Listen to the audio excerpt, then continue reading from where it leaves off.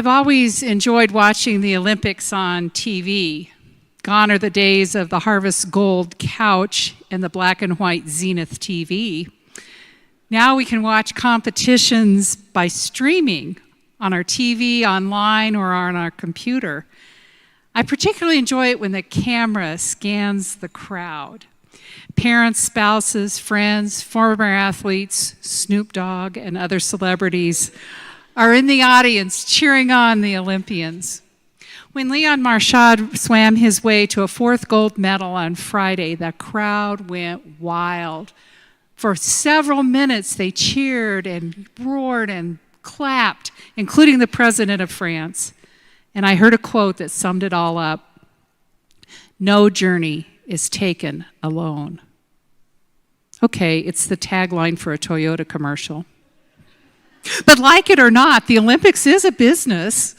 The Olympics and the athletes rely on sponsorships and endorsements for various products. That's something that's really changed over the years. Another is the Olympic sports that come and go. Like this year, there was no baseball, softball, or karate, but they added breaking. That's break dancing. It's an Olympic sport that was introduced. It originated as a dance style in the Bronx at block parties in the 1970s. And now it's official. It's a sport. Change and looking ahead allow the Olympics to endure. Change and looking ahead, though, is often agonizing. In ancient Greece, any public gathering was called an agon. The events usually involved an athletic competition, like a race. An agon began to be associated with that physical struggle associated with winning a prize or the physical pain it took to achieve it. So agon is the root of the word agony. The author of Hebrew uses running a race as a metaphor for a moral or ethical struggle. Although the exact circumstances of the church to whom the letter was written is not known, the letter was written to a church that was in despair. And here we are over 2,000 years later, continuing to struggle with change and looking forward as a church. Just as it was long ago, it is with us now, and it is with endurance that we are able to run the race that is set before us. We are able to endure the race since we have such a great cloud of witnesses surrounding us. In chapter 11 of Hebrews, we find a long list of Old Testament witnesses that had flaws, mistakes, and missteps. They were far from perfect. All of them were on the way to a goal, and many of them never did get to reach the end of the race. The slaves that went through the Red Sea on dry land became the Hebrew people, who wandered for 40 years in the wilderness, even though they were just about 40 miles away from their destination, because they had trouble following God's directions. But God persevered, and the people conquered the promised land when the walls of Jericho fell down. Their information came from a prostitute, Rahab. She trusted a God she had never known with her life. Gideon trusted God and sent him to defeat 300 men, defeat the enemy with 300 men carrying clay pots and torches. And Barak waited to move on a similar enemy until he was joined by Deborah, which is amazing because women in that time were considered to be property. Samson, you remember him, he was a playboy. There was something about a haircut. Anyway, he continued to trust God, and in the end, he did the right thing. David defeated Goliath with a sling and a stone. He became king, and then he messed around with another man's wife.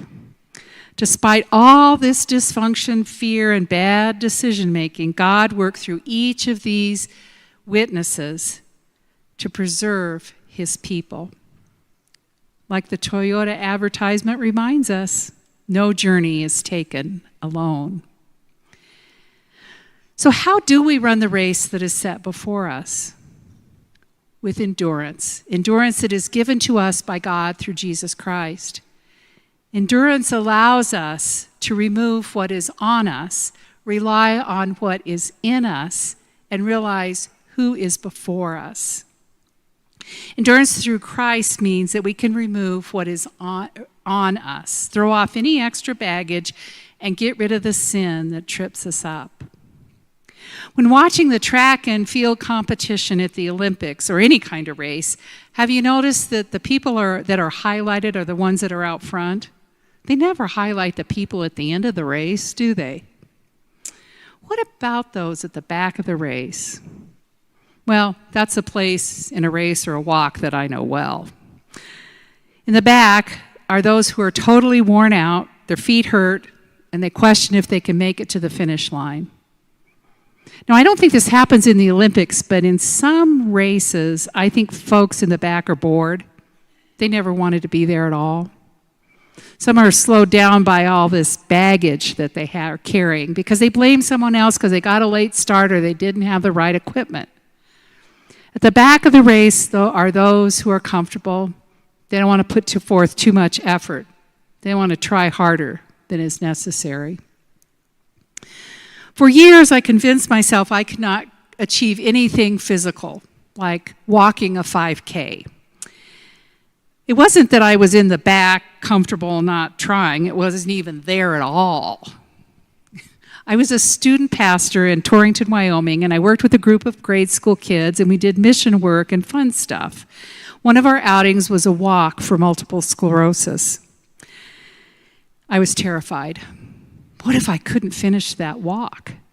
I had to go, though. This was my gig. I'm the one that planned it. So I found myself at the back of the walk, and next to me was a lady named Cheryl. She seemed in pretty good shape, so at first I thought she was just being nice, walking with the slow pastor. Well, I found out this race was not about me. Cheryl and I got to talking about shoes, and she shared with me that one of her feet was a size 7 and the other was a size 8. And she had a terrible time finding shoes, so she joined this club where you sent the shoe that didn't fit in, and somebody else hopefully had bought that same pair of shoes, and they would send them back to you. Problem was, it was hard to find somebody that had the same taste in shoes that she did. Then she shared with me that she was scared to go on this walk because she wasn't sure she could finish it. She'd had polio as a child, and one of her legs was smaller and weaker than the other.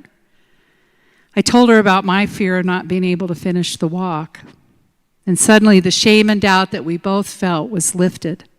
We threw off that extra baggage, and together we realized we could make it to the finish line. In this time of great change at the church, what are we holding on to that trips us up? Are we spending our energy on missing those who are no longer here rather than getting to know new people? Does this huge building remind us of past events where we were packed together in here, so much so that we're not able to see new ways and enjoy new programs? Endurance through Christ means that we remove what is on us. We throw off any extra baggage and get rid of the sin that trips us up.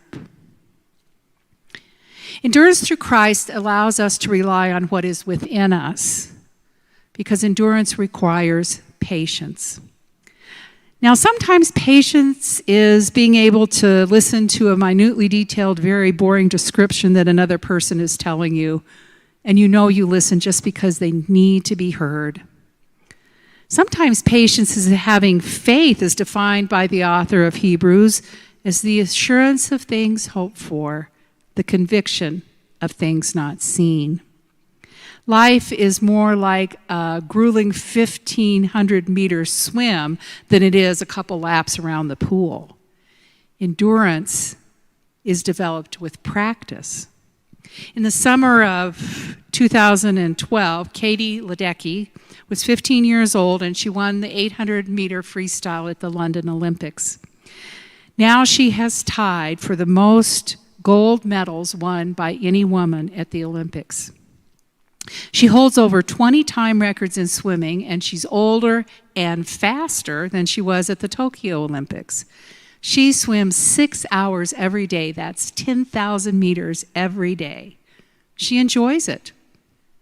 She enjoys pushing the boundaries of her capabilities, which is the secret behind her consistency. She surrounds herself with great people that help her achieve her goals. And that's why she's still excited about swimming. Endurance is developed with practice. But what about the races that we find ourselves in that we didn't choose to be there? When I was a nurse, I took care of patients that had had bypass surgery. They came to us after they had been in ICU. And there was a man who'd been in ICU a little bit longer than most patients when he was transferred to our floor, and he said, "I am so tired, I can hardly sit up." Well, I said, "I kind of think you're lucky to be talking." I said, "Do you realize that you started to bleed right after you got into ICU, and they opened your chest right up there in the ICU, and then you had a whole bunch of complications?" When I told him what he'd been through, he said, "I don't remember any of that." I said, "It's probably a good thing that you don't." I said, "I think you need to be more realistic about what you're capable of." And he did. He began to set realistic goals. He would sit up for an hour, and then he would walk to the bathroom, and then he would walk in the hallway. And gradually he regained his strength and went home. Patience in our enduring relationship with Jesus is very similar. Unwanted circumstances such as grief, the realization we've done something wrong, knowing that we need to change, they're all challenges that we do not enjoy, nor do we want to do them. But once we turn to Jesus and trust that God will show us the way, the steps to take, we begin to change and we heal from the inside out. Endurance requires patience. Endurance through Christ allows us to rely on what is within us. The endurance of Christ also allows us to realize what is before us. It is God through Jesus Christ who is before us.